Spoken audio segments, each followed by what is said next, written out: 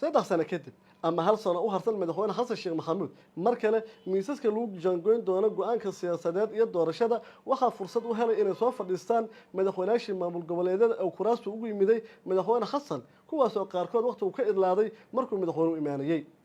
tusaale aan ku horeeyo koonfur galbeed madaxweynaha maamulka koonfur galbeed cabdicasiis lafta gareyn markii la doortay madaxweyne xasan sheekh maxamuud waxay ahayd meeshii ugu horeysay isha lagu hayay oo la filayay in isbedel siyaasadeed uu ka dhaco koonfur galbeed hogaamiyaal mucaarad ahaa ayaa baydhabo tegay kuwaasi oo ku dhawaa madaxweyne xasan sheekh maxamuud magaalada baydhabo nasiib darro waxaaba ka dhaca dagaal ugu dambeyntiina madaxweynaha ayaa halkaasi tegay wadahadal iyo dood dheer kadibna waxaa la isla qaatay in muddo sanada lagu qabto doorasho oo cabdicasiis lafta gareyn uu aadaahi doorasho ugu dambeyntiisa 3 sano kadib cabdicasiis lafta gareyn hadda wuxuu joogaa kursiga maamulka koonfur galbeed wuxuuna soo fadhiisan doonaa miisaska lagu gaari doono go'aanka siyaasadeed iyo doorashada mustaqbalka ee Soomaaliya sidoo kale madaxweyne xasan sheekh maxamuud wuxuu kuraasta ugu yimiday galmudug axmed qoorqoor wuxuu ahaa madaxweynaha maamulka galmudug weli waa uu yahay waqtiga doorashada markay timaad muddo khilaafkiisu wuu idlaaday laakiin wuxuu nasiib u yeeshay 3 sano kadib inuu hadda joogo kursiga qaybna uu ka noqon doono miisaska lagu gaari doono go'aanka siyaasadeed laguna falanqeyn doono mustaqbalka doorashada iyo xalka siyaasadda Soomaaliya xasan sheekh maxamuud ayuu la soo fadhiisan doonaa kursiga isagoo ah matalaha maamulka galmudug sidoo kale waxa kuraasta iyo miisaska looga doodi doonaa xaaladda siyaasadda soo fadhiisan doono madaxweynaha maamulka Hirshabeelle Ali Guudlaawe Xuseen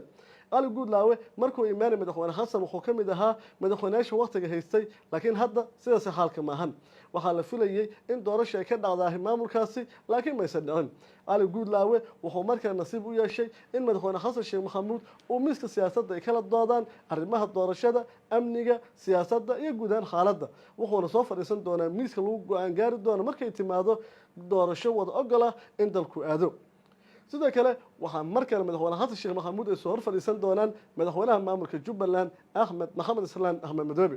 Axmed Madoobe doorasho ayuu qabsaday la diidanaa taasi oo loo arkay inuu isku calaamo shubakaligiis Jubbaland iyo dowladda dhexe Soomaaliya xalkood waa loo sahal oo waxay gaartay meel adag raaskamboon waxay ka dhacaan mar rabina ku dheeraado oo aan idinka sheekeeyo laakiin dowladda dhexe Soomaaliya iyo Jubbaland dagaal toos ayaa dhaxmaray oo way kala fogaadeen markay timaado in siyaasadii la gudbay Puntland Sayid Abdullaahi Dani ayaa markale ku soo laabtay kursiga madaxtinimada kaasi oo hadda madaxweynaha maamulka Puntland isla markaana haysta waqti ku filan markay timaado muddo-khilaafka dowladda hadda joogahayna oo isagu ka dambeyn doono